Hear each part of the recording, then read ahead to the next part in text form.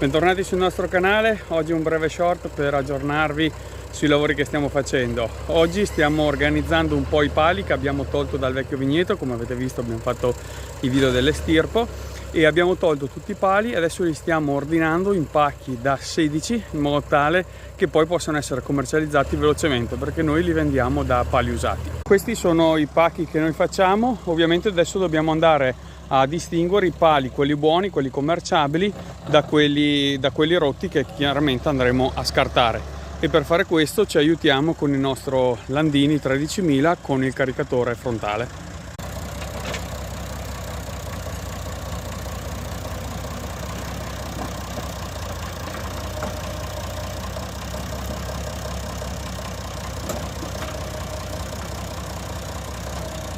Questi per esempio sono pali fuori forma, per cui li mettiamo tra gli scarti.